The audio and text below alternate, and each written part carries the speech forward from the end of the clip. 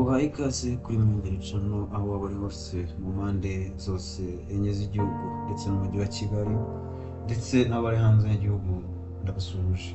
Uyu munsi wa none tugiye kuganira ku gakiza nk'inzira yihariye kuri buri.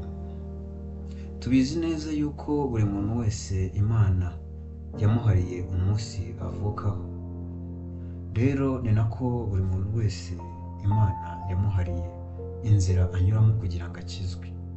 Uyu munsi wa none wari umukristo, ejo aba yamaze kugwa. Uyu munsi wa none kandi uwo twitaga umupagani, ejo ibihe birahinduka akaba ari we mukristo.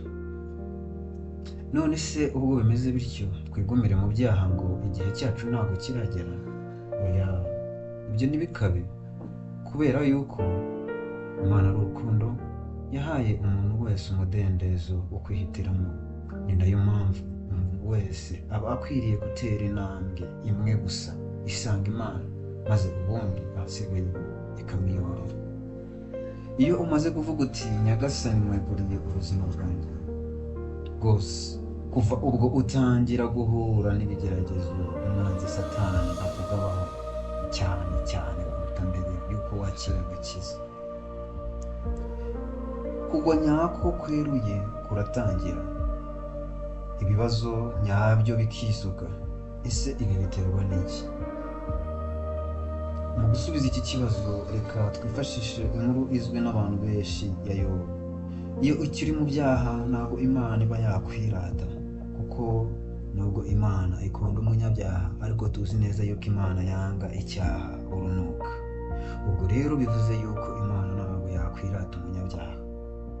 Iyo ukimara gutera intambwe imwe rero ugahindukira ukava mu byaha ugasanga Imana itangira kukwirata kuri Satani iti, witegereje umugaragu wanjye runaka ko yahindukiriye kandi akaba abirimo neza. Maze Satani nawe agahera ko akwaka ngo akugosore. Bene data, iki ni igihe uwizera wese aba agomba kunyuramo, kandi mu bihe birenze kimwe. Mwibuke Yesu abwira Petero ati, Satani yabasabye ngo abagosore, ariko wowe nagusabiye ngo uze guhindukira, kandi numara guhindukira ukomeze bagenzi bawe. Kandi ibi byarabaye, intumwa ziratatana. Tukiri aha rero, niyo mpamvu uyu munsi wa none ushobora kuba uri kumvira ijambo. Uyu munsi wa none ushobora kuba uri mu byaha, ariko humura, igihe kiragira amateka agahinduka. Kandi ndagira ngo mubwire yuko numara guhinduka, uzamaze guhindukira umwami Mana, nawe uzahindukira ukomeza abantu. Reka mwereke igituma dutsinda ibi bigeragezo Satani atugabaho. Mu nzira yacu yo kugana Imana, nta kindi cyadufasha gutsinda ibigeragezo uretse gushyira ubugingo bwacu aho bukwiriye. Tugiye kureba ingero eshatu. Urugero rwa mbere, Petero ubwo yari amaze kwihakana Yesu gatatu, yagize umutima umucira urubanza, ariko arihana. Ibi byerekana ko yerekeje umutima we ku Mana. Yobu ubwo ibye byose byari bimushizeho ndetse n'abana be, umutima we yawerekeje ku Mana, yigeze awukuraho na gato. Ati byose ni Uwiteka wabimpaye, kandi ni nawe ubyisubije. Ariko ubwo Yuda Isikariyoti yabonaga umwami we Yesu Kristo atangiye gukubitwa, yakoze ikosa rikomeye, umutima we awukura ku Mana, ahubwo awerekeza kuri Sekibi, ahitamo kwihana. Urugero rwa nyuma rutwereka ukuntu tugomba gutsinda ibigeragezo ni urugero rwacu rw'abizera dufatiraho icyitegererezo, ari we Yesu Kristo. Ubwo Satani yamusangaga mu butayu amaze iminsi 40 atarya atanywa, maze aramubwira ati, niba uri umwana w'Imana, fata uwo iryo buye urihindure umugati maze urye. Byarashobokaga ko Yesu Kristo amubwira ati, buhaye ntabwo ushonje, cyangwa se akamubwira ibindi. Ariko Yesu Kristo yamutsindishije ijambo rimwe handitswe, iryo ni ijambo ry'Imana.